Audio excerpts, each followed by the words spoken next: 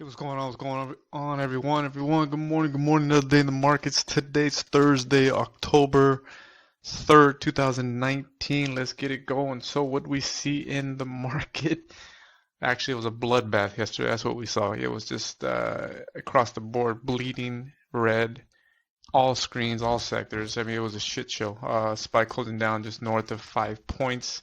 Before that, the day before, closing down 4 points. Is just obviously, the chaotic, panic, emotional selling is just it's getting out of hand. It's getting, I mean, obviously it's a seller's dream right now. I mean, we're able to short, quite easily and take advantage of the panic selling from bulls that are just squeezed or actually just holding way too long and just obviously can't take it any longer. So at this point, shorts obviously are in control. Bears are obviously in control.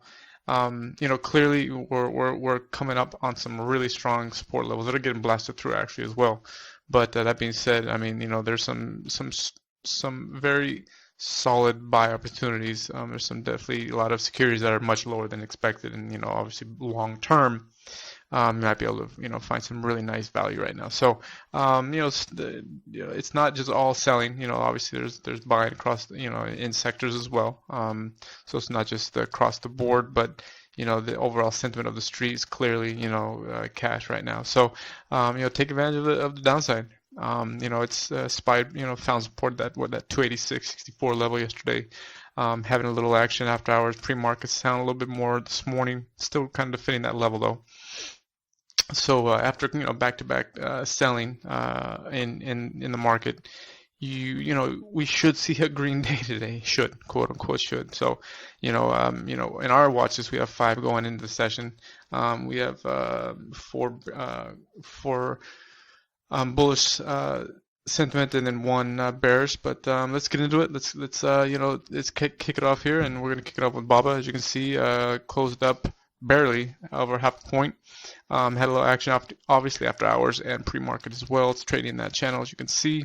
It's definitely in a buy zone. It cracked through that the 200-day on the daily, which is obviously the last kind of line of defense, but it is holding that level, quote unquote. So it definitely needs to prove that it's going to be pushing higher today and living above VWAP. If it does, then definitely mitigate on a pullback, and it should be nice.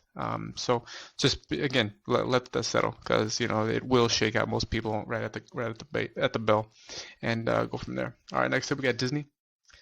Disney closed down just shy of half a point.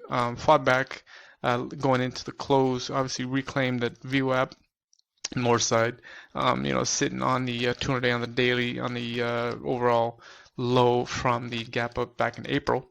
So it's a good sign as far as being able to mitigate to the upside. And obviously not too much of a loss if securities start to sell off again today. So, we're going to be bullish on it. And obviously, anytime this thing's going to trade above, then we'll step in.